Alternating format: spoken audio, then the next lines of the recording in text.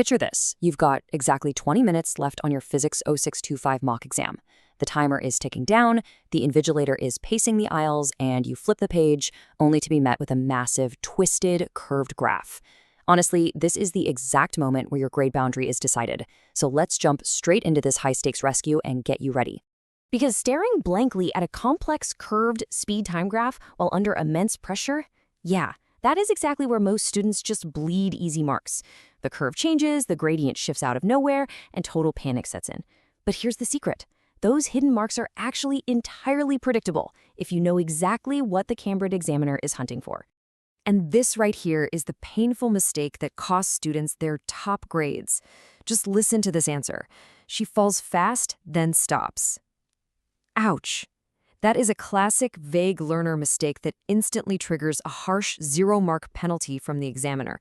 I mean, it lacks scientific reasoning, completely ignores the actual data on the axes, and totally misses the physical context of what's actually happening. Section: Motion Graphs Master Key. Let's get right into it. To dodge these traps entirely, we need a systematic framework to decode literally any Cambridge physics graph without a single second of hesitation. So let's break down this crucial data showing exactly what the differences are, because the differences here are absolutely everything. On a distance time graph, the gradient equals speed, and a horizontal line just means the object is stationary. Simple, right? But look really closely at the speed time graph. Here, the gradient equals acceleration. A horizontal line means constant speed, and the area under the graph is your distance traveled. Mixing these up in the exam room is an absolute disaster. And honestly, this brilliantly illustrates why ordinary revision just falls flat. You know, you can memorize physics formulas all day long, but examiner reports highlight these specific recurring errors year after year. We're talking missing units in your final answer, writing vague explanations like she falls fast, confusing your x and y axes, and rounding your calculations way too early. Knowing these traps exist, that's half the battle won right there. Section: The Parachutist Plunge. Okay, now that we have our master key, let's apply it to a classic, high-mark Cambridge-style example. Notice immediately the changing shape of the curve here. Speed is our dependent variable, over on the y-axis, and time is our independent variable on the x-axis. Your golden rule for this? Whenever a graph line changes shape, a brand new physics description or calculation is required. Let's chop the physical context of this complex curve into highly testable step-by-step bites.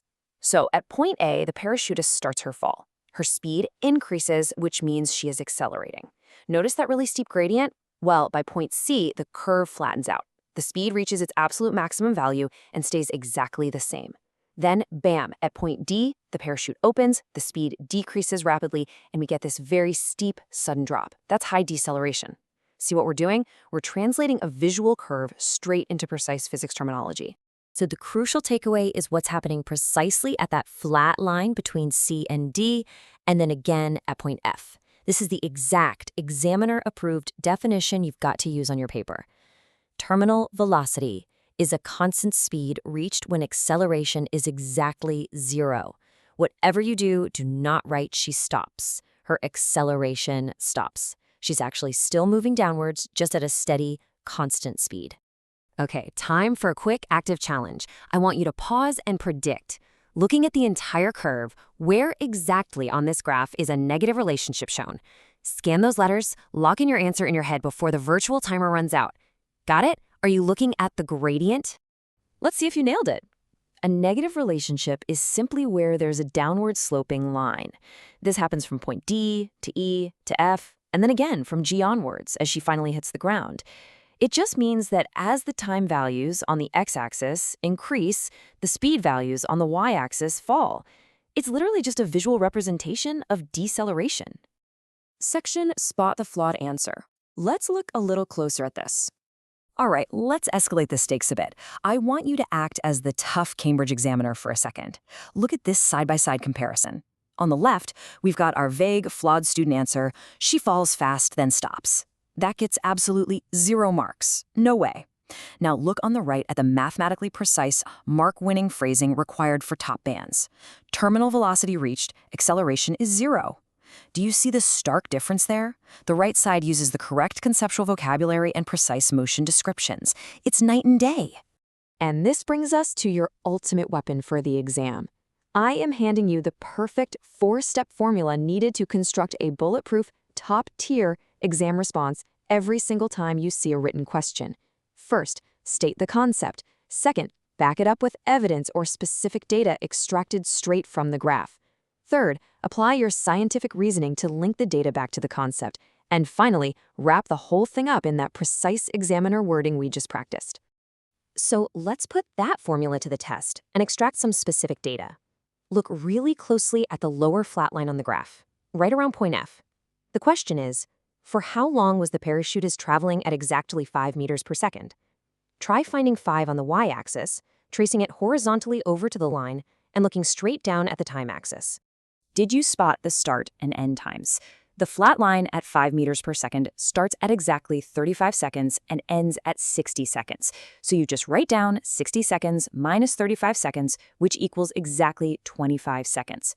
Pro tip here, always show that simple subtraction working on your paper to secure those final calculation marks. Never just guess it by looking.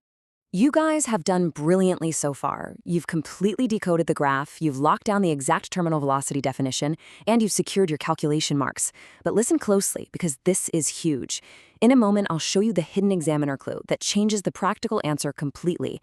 But first, you need the framework that makes that clue obvious, because knowing how to read the graph just isn't enough if the practical setup used to get this ticker tape data is fundamentally flawed from the very start. You've mastered the theoretical graph and all the terminology. But what if the practical apparatus used to capture this data in the exam paper is totally flawed?